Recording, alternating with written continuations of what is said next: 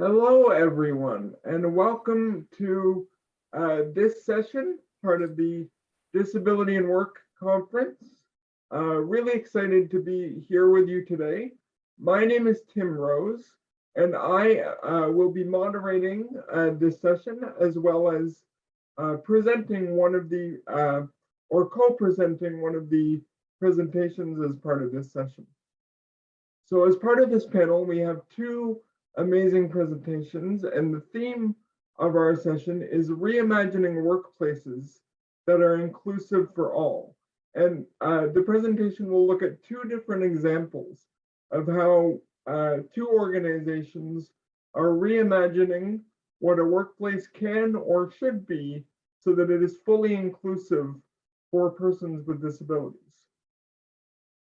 And I'd like to start off by inviting Christopher Sutton and Jenny Bloom, who will be giving the first presentation from their organization called Wavefront.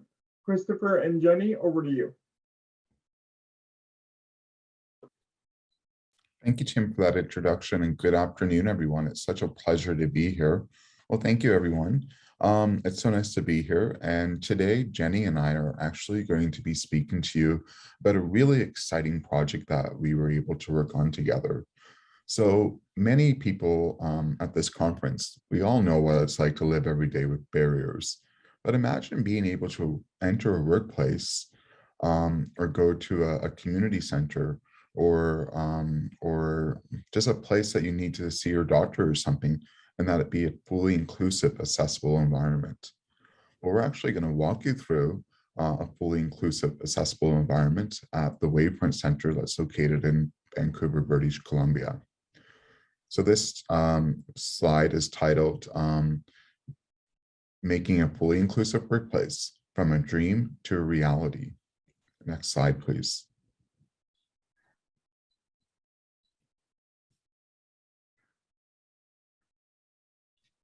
So today we have Jenny and myself that are going to be going through this presentation. Jenny works with the Rick Hansen Foundation as Accessible Advisory Services, and I'm the CEO of Wavefront Center for Communication Accessibility. Next slide, please. So a number of years ago, Wavefront, it's an organization that's been around since 1965. We primarily serve people that are deaf, blind, and hard of hearing. We were located in a facility that was located in the west end of the city in Kitsilano that used to actually be a convent and was converted into offices for our programs and services. And we offer a variety of programs and services from employment counseling to counseling services to interpreting, audiology, anything that allows people that are deaf, blind, and hard of hearing to live without communication barriers. But we were really starting to outgrow this facility, and we were also having challenges with maintenance and upkeep, and the building was completely inaccessible. So we took a journey of coming up with the idea of building a brand new facility and taking a move across the city, which we opened in 2020, just before the pandemic. The next slide, please. So what you see on this particular slide is a picture of our facility on Quebec Street. We have 3 offices, and this is just a glass building and with the name Wavefront Center on it. We also see the Rick Hansen Foundation Accessible Certificate Gold rating, which we received last year, excuse me, and are named the most accessible facility in Canada. As I mentioned, when we were going through this process, we partnered with the Rick Hansen Foundation because we wanted to come together and use the best practices from CSA, from all these different standards that are out there, and to build a facility that took in mind the needs of our clients, the needs of employees, and the community in general. And we partnered with the Rick Hansen Foundation to take this journey. So today we're going to walk you through a number of slides so that you can see what the accessibility features look like as you walk through this building, and what it may look like as a person, as an employee, or as a client. But I want to also note that when we walk through it, we're going to walk through some of the very specific things that were built for people with disabilities. And I think at the end of our presentation, you're going to be quite surprised that the facility looks like just like any other building out there, but it's completely accessible. Next slide. And Jenny, we'll start with you. Oh, yes. Thank you, Chris. And hello, everyone. Happy to be here and very appreciative to have worked on this project from early on in the design phase with the Rick Hansen Foundation Accessibility Certification Program. It gives us an ability to guide the design and make sure that we're able to capture all the features that make a big difference in an inclusive design just as we progress through the design.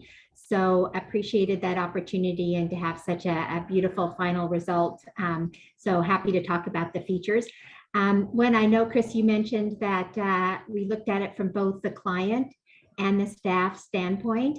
And I just wanted to say in this particular facility and others, just because a staff member doesn't necessarily have a disability, the pride and the excitement and being a part of something that made a work environment inclusive for their colleagues and for their clients really is an exciting part of the project as well. So just having a workspace where you know that your employer thought about everyone's needs. So taking a look at the lobby here, lots of times this is the first time somebody enters the space, and it's going to say a lot about what they should expect. So if they walk in and can make eye contact with the receptionist, and the eye contact has that comfort level of saying welcome, because of the way the space is designed, that gives them that confidence to say hello and welcome here. And the way the design is here with the lowered accessible counter in the middle, it says, you know, welcome to my reception desk versus having it off to the side where you feel a bit segregated, like go down to the end of the counter. So just because you have an accessible counter, think about it having it at the center where you can make eye contact and everyone's welcome. Thinking about a variety of disabilities, people who are partially sighted really appreciate, and all of us appreciate calling attention to the reception counter. So having the color contrast of the edges and the main area with the background, the surrounding areas is very clear. Sometimes we're not sure, is that a security desk or an information desk? And having that nice signage there that says, yes, this is where you're supposed to go to get information. We see seating there because people, wherever people need to wait or rest, and having that color contrasted with the background just to call attention to it. Just a few of the features.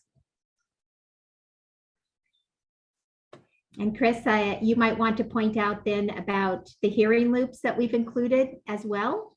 Yes, so as we go to the next slide, you'll see two different things in this particular area, but a lot of people with hearing loss, I know myself as a person that uses technology, a cochlear implant and a hearing aid, and also being fluent in sign language, I often get a lot of anxiety when I go into a building or having to be to walk up and speak to a receptionist or get directions. I'm often worried about the background noise. And this particular facility is a very big open building. It's a requirement for the particular area we're in, and it's very frightening. But when I first walked into the building the first time, I was blown away that, wow, I don't hear any echoes here. I don't hear any of that sound. And importantly, as a person that uses hearing technology, I was able to put on my technology to telecoil, where I was able to have direct communication with the receptionist with no background noise or any other interference.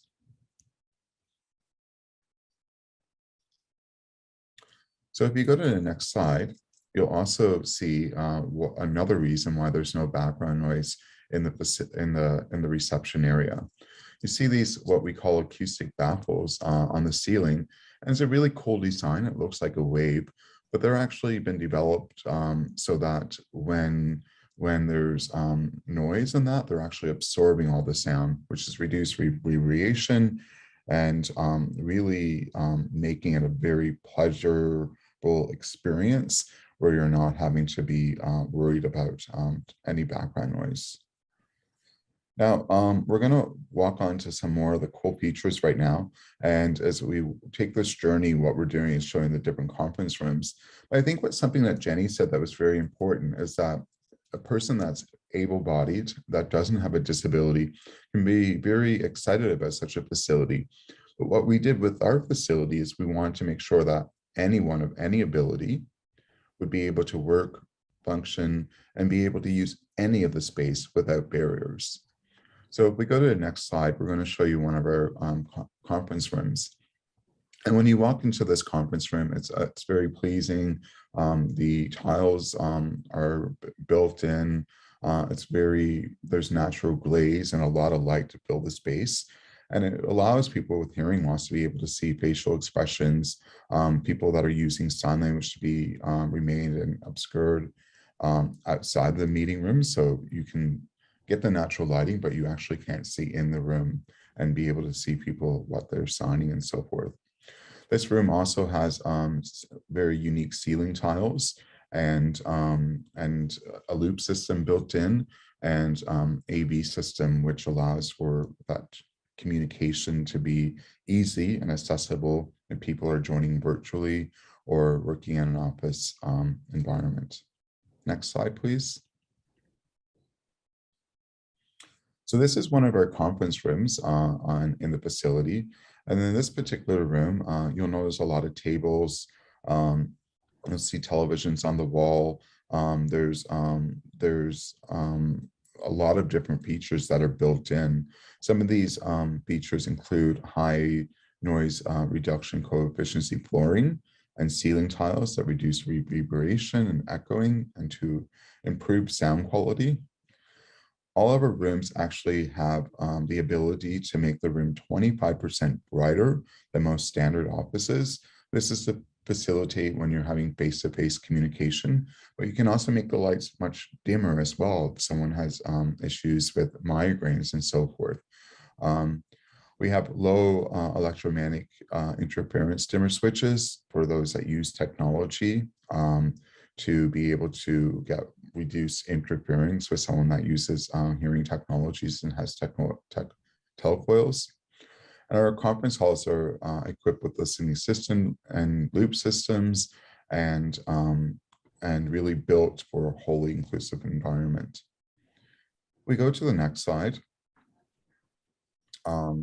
You'll see more televisions, and really the point of showing more televisions is that you'll see throughout the room there are a number of TVs, and that's allow large visual monitors for when people are calling in, like we're doing virtually today, to be able to see our sign language interpreters that generally are off-site and calling in virtually and captioning. We're able to acoustically optimize the walls and ceilings. And you see the high contrast colors between the floors, the baseboards, and the walls for those who have visual challenges to be able to identify the different environment. I'm going to go to the next slide, and I'm going to pass this back to Jenny. Yes, so thanks, Chris. So some features that we thought of here. First of all, we're always cognitive of wayfinding and how we can reinforce that beyond signs. Of course, with signage, particularly room signage, we want to make sure that the sign has raised lettering in Braille and good contrast and is mounted on the side of the door, not on the door. But we can go beyond that, and we can take a look at texture changes and color changes. So just one example here is if you have a seating area that might be in carpet and maybe the maid corridor has a harder floor surface. So an individual could help reinforce where they're going. Obviously, there's a lot of other techniques we can use, like tactile direction indicators and a stronger contrast of color. But I also wanted to point out how important it is to have a level threshold where possible. In this case, it's going to a meeting room and the doors can close up all the way. So theoretically, somebody could have put in a threshold that was raised, and every time you bump that threshold, even if it has a bevel and it doesn't seem that high, every time a walker or crutches or a wheelchair bumps it, it says, you know, this could have been easier. So having a level threshold just makes it so easy. Cards, everybody, no tripping hazard. So that's a very nice detailed feature that we wouldn't have always thought of, but it's these details that make a big difference. And they definitely thought of with this facility.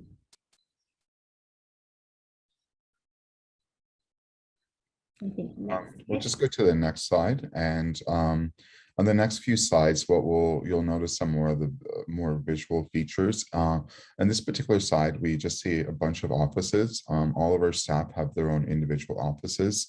That allows for privacy when you're meeting with patients, meeting with each other.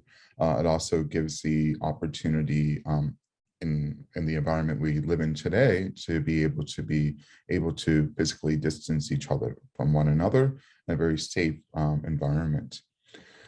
There's also much wider corridors, and this also allows for improved mobility access for those using wheelchairs or walkers, to facilitate face-to-face communication for those who are doing speech or lip reading, and to be able to observe facial expressions. But also importantly, for those that use sign language, you're able to walk and be able to have a communication with one another without being obstructed. You'll also notice that as we go to the next slide, you'll notice that the corridors are slanted and round. And this is to allow a person in a mobility device to be able to see someone that's coming in advance, but those that are also deaf and hard of hearing that may not hear someone coming to them, to be able to see them visually in advance of them moving. The next slide, you'll also see a person that, if they need to, and these are also in some offices, if you're deaf and not able to hear someone come into your office and have a conversation with you, you'll see them from the mirror and be able to see them if you're walking in the corridors as well. Next slide. So we're going to go to the next slide, and I'm going to pass this on to Jenny. And this is a topic everyone loves. People love to talk about bathrooms, and Jenny is going to walk you through some of these really great features. Yeah, just to get started with that, you need to find the washroom first. And that's always the first question anyone has, whether you're approaching a lobby and oh, is the washroom around here, or the elevator. And same when you come out of a meeting. And the facility here does open up its conference room for a variety of meetings and conferences. So people may not be repeat users of the space. And so you come out and you're looking down the hallway, and unless you turn and actually see the signage, you're not sure where it is. So having that blade signage that's perpendicular to the path of travel at every turn that somebody may come out to be looking for it is really important for any of the amenities. And as you'll notice here, there's a very strong contrast. It's a light background with a very strong color, so there's good contrast.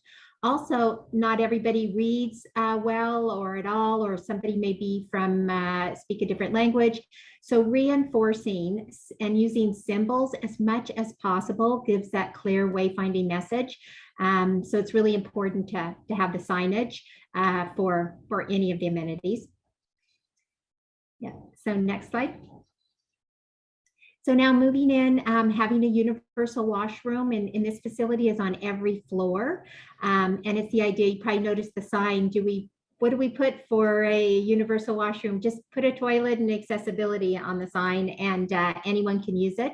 That's the benefit. So there's the clear space here. There's the seat back.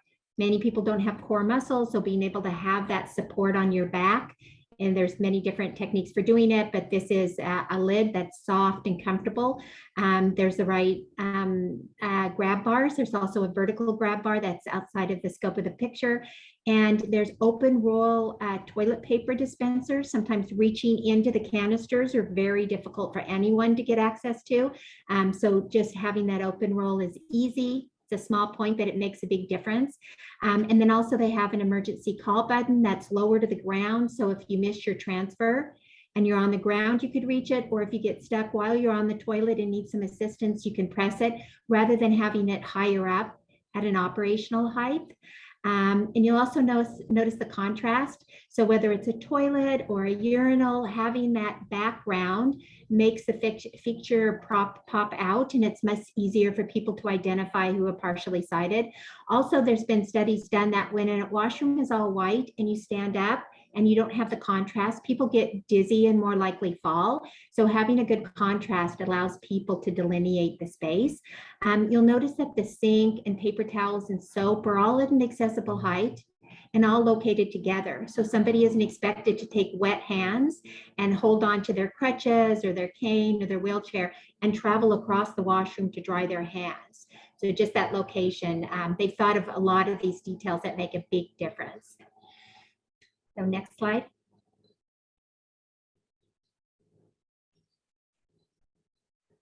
And just in the shower quickly, an adult change bench. If somebody's using an accessible shower and is wet, just using the wheelchair when you're wet isn't a proper way to change your clothes. So having a place you could transfer over, dry off, and change your clothes. And then of course, having the change bench, and then just thinking about etiquette and with the cleaning staff to bring down the shower head to an accessible height. And you notice the color contrast and the grab bars. So next slide.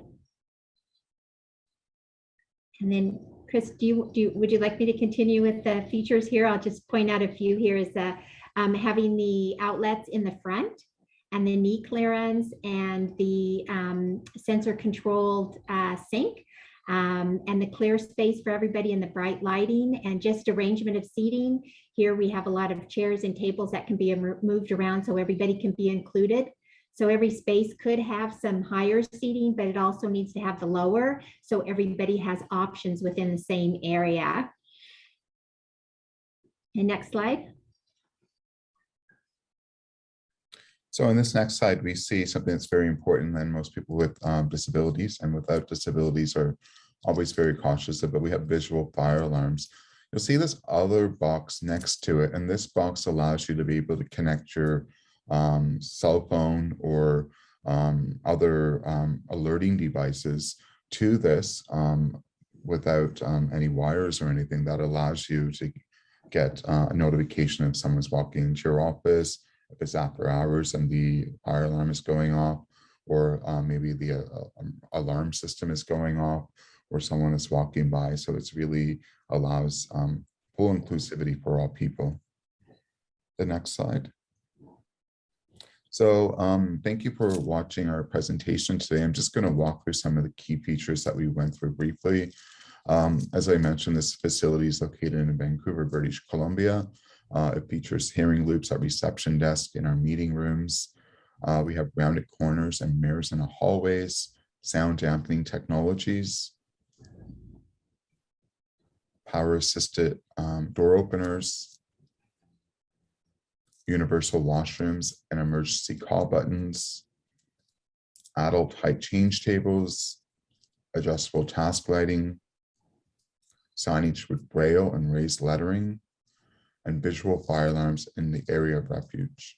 So there's so many more features that we weren't able to get in today because we had time constraints, but we do welcome you to visit our website, wavefrontcenter.ca. And our website, you can take a visual tour. You can also see this 3D map that was developed that walks through all the accessible features throughout the building. And if you're ever in BC in Vancouver and you need a facility to host a conference or a retreat or something, we also invite you to reach out to us because we know that our facility can benefit so many people. So thank you. We're going to pass this back to Tim, and we'll take your questions after Tim and his group is finished. Great. Thank you so much, Christopher. And not that I needed another reason to visit the amazing city of Vancouver, but now I have another reason. So thank you so much, Christopher and Jenny, for that amazing presentation and really a great example of what inclusive design in a workspace can and really should be.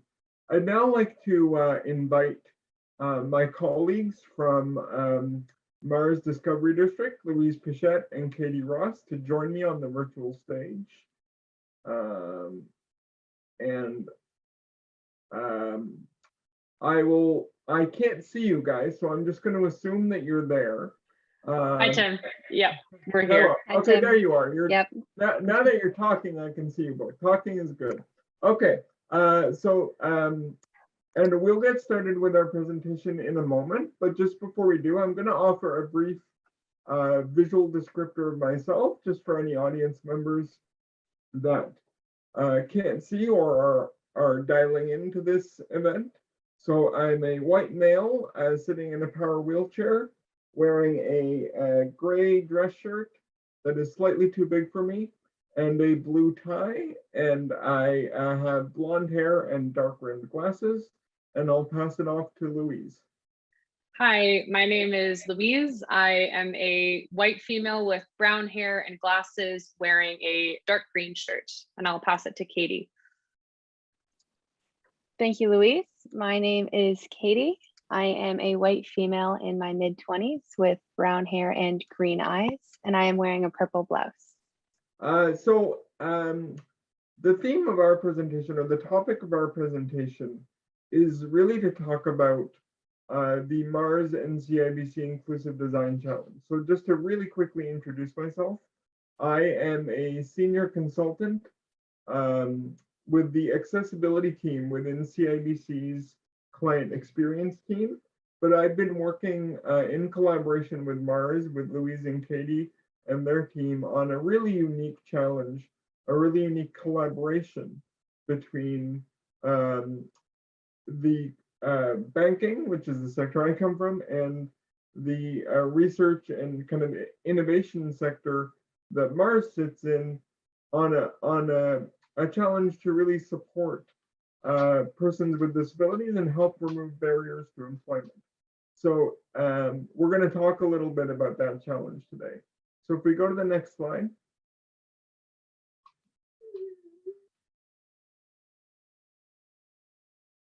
So just, you can go to the next slide. So we're just going to provide a little bit of background.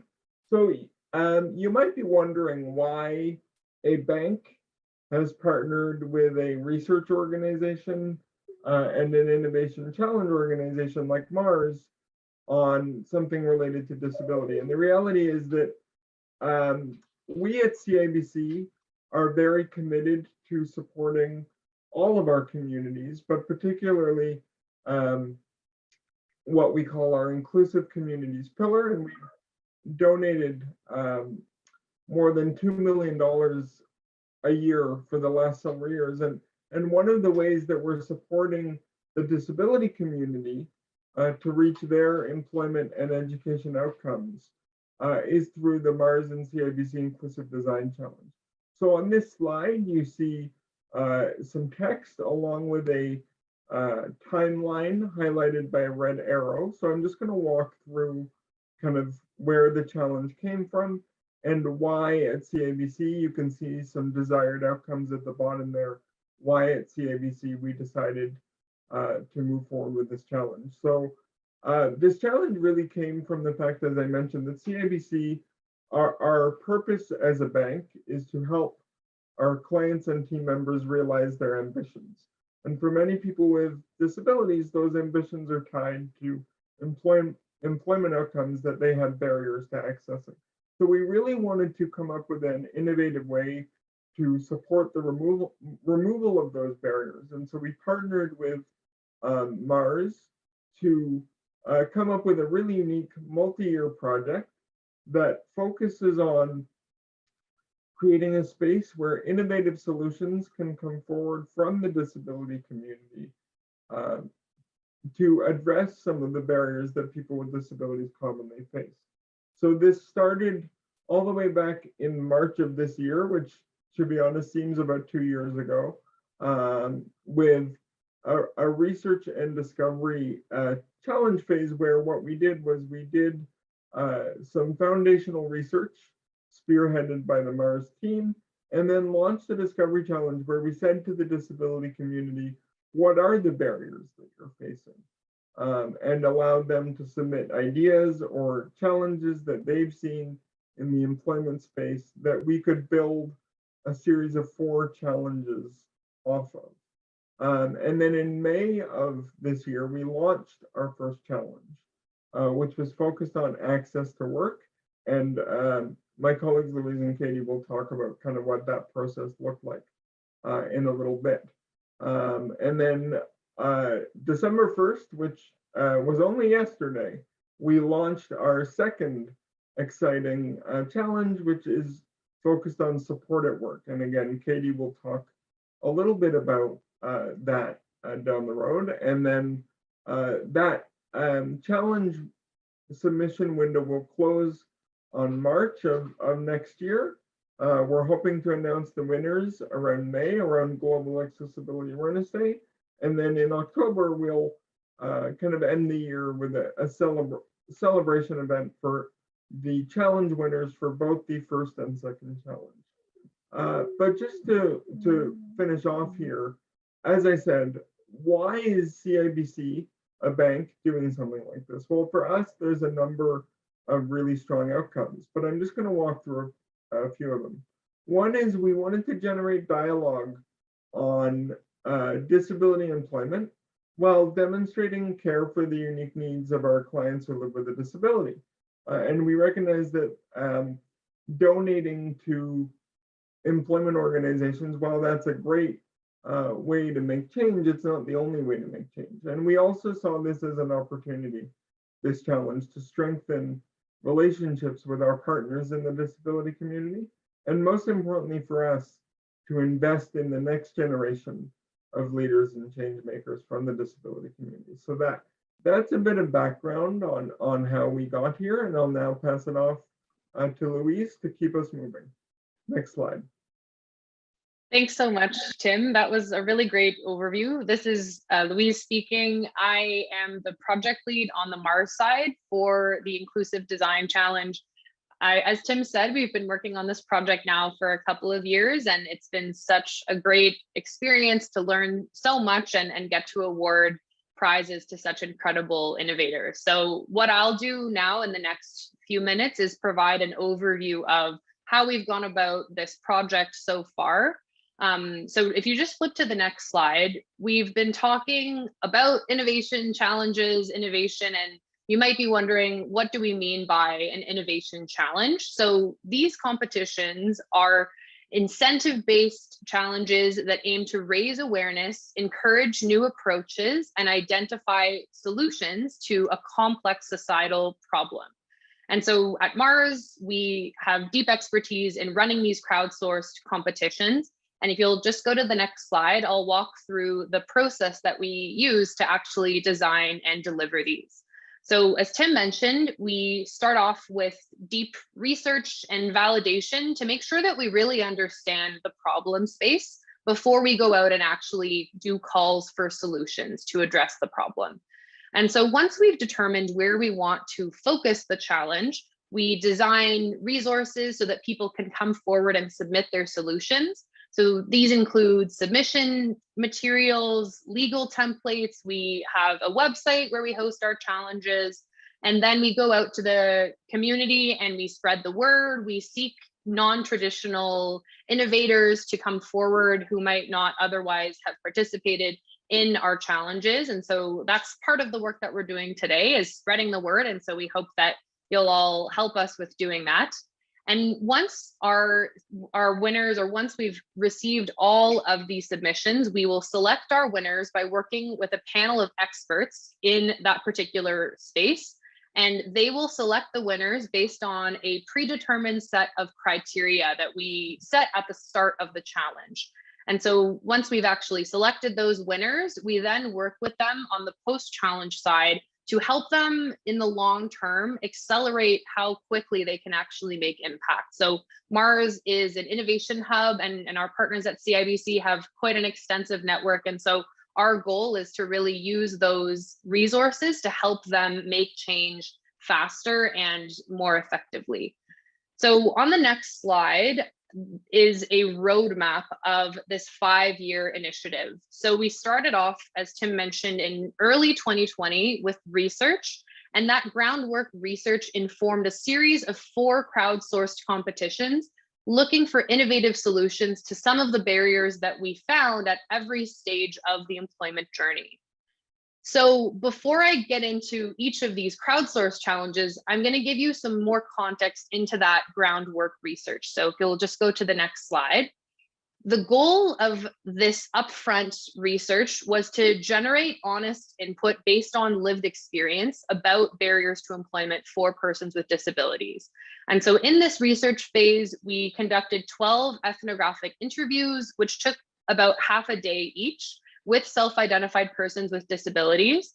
And we also interviewed 24 subject matter experts who had unique expertise on the barriers to employment that we were identifying, and so supplemented those initial interviews. Our findings from that research are summarized on the next 2 slides. So we took all of those insights. We also sent out a survey to CIBC's Consumer Market Research Panel and conducted secondary research. And the next 2 slides show a little bit about what we found from that research. So if you can just go to the next slide. We identified 3 broad societal challenges that underpin the barriers to employment that we identified. And the first societal challenge was bias. And this has come up across the project, across the last couple of years, relating to stigma and discrimination, presenting itself in a lot of different ways across the employment journey. The second societal challenge has to do with the emotional burden associated with employment barriers, often being carried by those with lived experience. And so these are something that we're keeping in mind across this 5-year project. And the last societal challenge has to do with gaps and structural limitations associated with government funding and other sources of funding that we're hoping to supplement with innovative projects like this. So if you'll just go to the next slide, we identified 8 direct employment barriers as well in that initial research in 2020. These were the impact of social networks, access to technology, recruitment process, workplace disclosure, physical environments, workplace structure, appropriate clothing, and transportation challenges. And so we published a full research report on our website that we're happy to share if you'd like to dig into these a little deeper. But we wanted to go one step further before launching a call for solutions. And so we put out an additional open call to persons with disabilities and allies to share with us barriers to employment they had seen, heard, or experienced themselves. And this allowed us to broaden our reach beyond that initial set of interviews and information gathering. And we received some really, really valuable information that helped us to scale these following challenges. And so on the next slide, you'll see the themes that emerged from that call for ideas, also known as a discovery challenge. So we heard bias, this consistently has come up, disclosure, recruitment, networks, transportation, physical space, technology, and unsurprisingly, COVID-19. We launched the call for ideas in early 2021. So, this remains top of mind for a lot of people.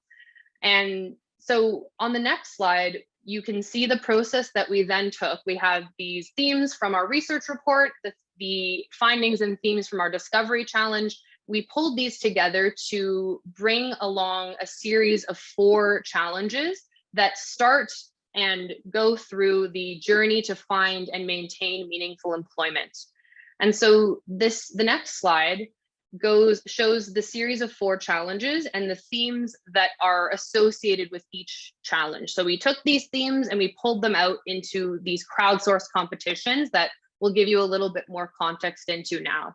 So access to work, which launched earlier this year in May 2021 and closed earlier in the spring, was focused on barriers to finding meaningful employment. And these include networks, recruitment, and disclosure, which you'll recognize from earlier on in some of our initial information gathering. That was our first challenge. The Support at Work Challenge is our second challenge that just launched yesterday. It's focused on addressing barriers, including physical space, technology, and transportation. Our third challenge is called Career Advancement, and it will launch at the end of next year and focus on addressing barriers to career progression for persons with disabilities.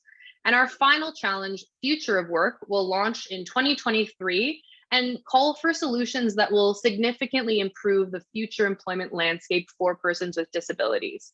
So looking forward to hearing questions, but I'm going to pass it off to my colleague, Katie Ross, who is the lead for our current challenge, Support at Work, and will provide additional information for those of you who are interested in applying. Over to you, Katie. Thank you, Louise. This is Katie speaking. As Louise mentioned, I am the challenge lead for the Inclusive Design Challenge Support at Work here at Mars. But I also want to give you some more information on the challenge that had officially launched as of yesterday, which is Support at Work. We could go to the next slide, please. So as we've mentioned previously, the Support at Work challenge calls for solutions that aim to improve access to support at work for persons with disabilities. This slide shows a description of the Support at Work challenge and its associated priority areas. Louise also mentioned earlier that we engaged with the disability community during our research report and call for ideas phases. We heard a number of priority areas from the disability community that were important when considering the Support at Work challenge.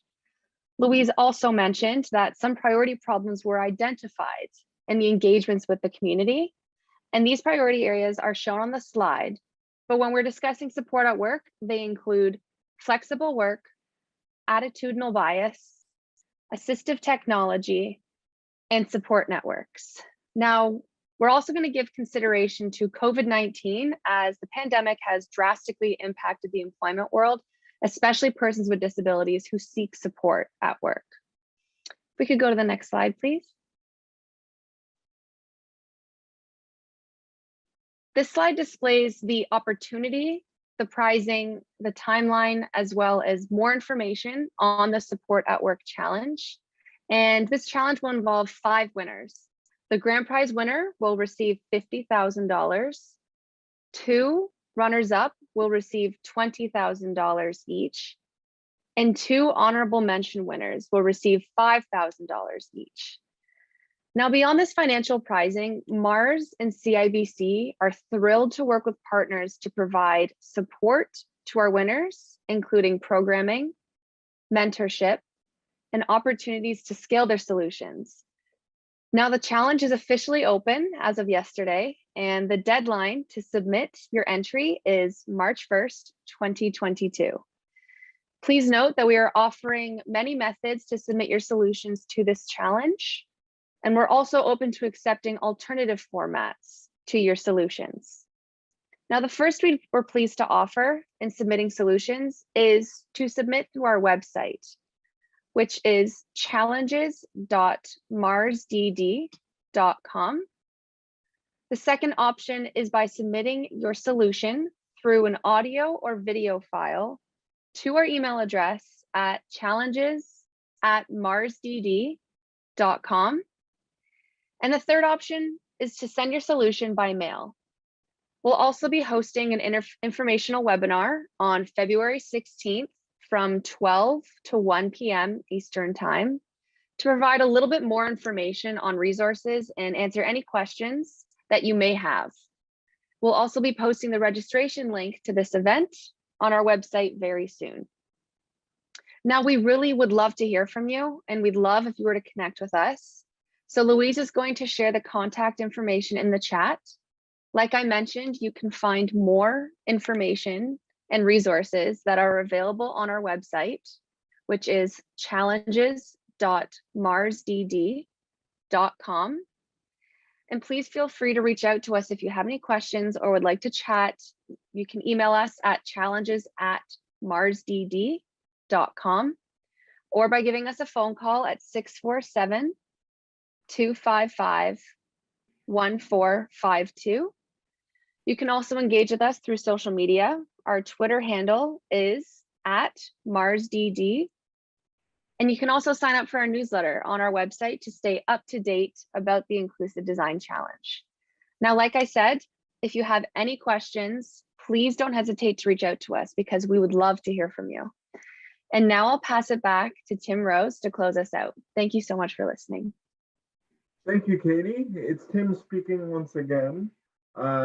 Thank you, everybody, for listening to our presentation. And I'll just close out by saying that both of the presentations you've heard today are about how we can reimagine workplaces to make them more accessible for everyone. With Wavefront, it was physical and other accessibility, and with the Mars and CIBC project, it's about reimagining what solutions can be out there and creating a space where those can come forward. Thank you so much for listening today. I do see one question in the Q&A, but I'm sure there's more out there. So please feel free to put your questions in the Q&A, and I will now put my moderator hat back on and facilitate a conversation. So Christopher and Jenny, the first question I see is for you, and it says, I am deaf and hear with a cochlear implant. My disability does not give me much confidence over the phone. I notice a speakerphone in the middle of the conference table. Is there any accommodations for video and or captioning? I'll pass that one to you. Well, thank you for that question. And I know myself living with a cochlear implant and a hearing aid that communication and access to communication can be quite challenging at times, and that these solutions aren't always give you full ability to access verbal information. In that particular conference room, as you may have noticed, you wouldn't have noticed because we didn't get a full view of that room, but it does have a large screen TV, and that screen would allow people to be able to have closed captioning, the interpreter to come live into the meeting as well. The other great thing about a lot of our technologies is that the rooms do have loop systems that will allow you to connect directly into the audio that's in the room, or FM systems.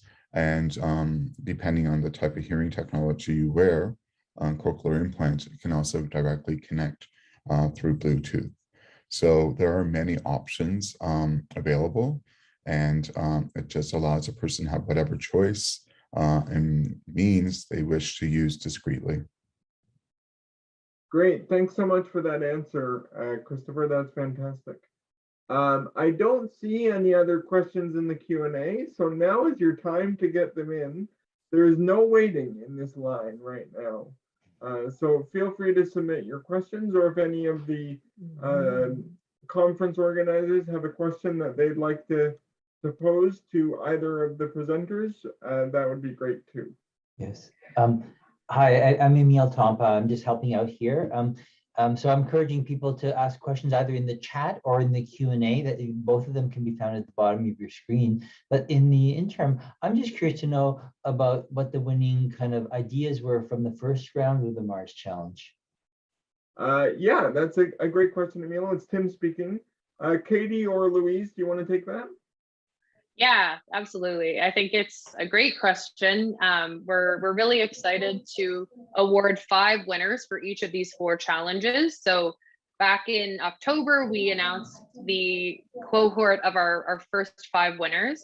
So Lime Connect, a global nonprofit connecting persons with disabilities to resources, won our grand prize of $50,000. And their aim is to build a digital platform that helps further provide resources to persons with disabilities.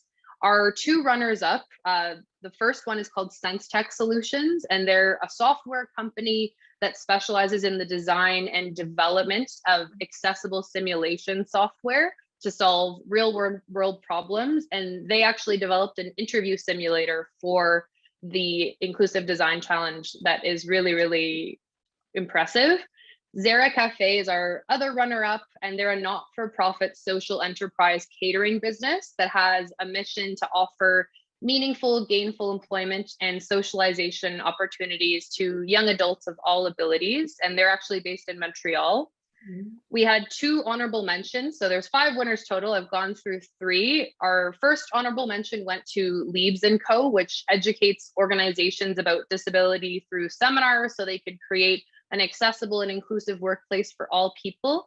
And our final winner, honorable mention, who also received $5,000, is called Spot App, and they break down barriers to employment through mobile app technology that turns unfilled job opportunities into gig economy opportunities. And so we actually had a video of these 5 winners that we shared at our launch event yesterday, and it's going to go out on social media tomorrow. So be on the lookout, follow us on social, and you can watch these solutions in action. Tim, if you want to add anything, feel free, or Katie. No, thank you, Louise. Katie, do you want to add anything? Nope, nothing to add. Louise did great. Yeah, Thank I you for think the that was question. fantastic. We have about 2 or 3 minutes left. So if anyone has any final burning questions, please feel free to jump in, as Emil said, either in the chat or in the Q&A box. But if not, I'll just take the opportunity on behalf of Christopher, Jenny, myself, Louise, and Katie to thank. Oh, there's another question in the Q&A. Is there, or did I answer it already? No, there's another question also in the chat box as well. Oh, So there's okay.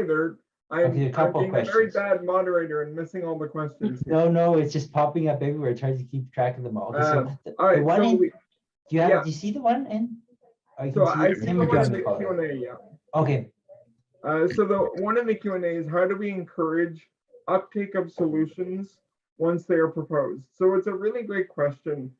Thank you, Christopher, for that question. And for Mars and CIBC, with regards to the Inclusive Design Challenge, it's all about how can we use the networks that we have to connect those solutions to opportunities that they might not have otherwise had.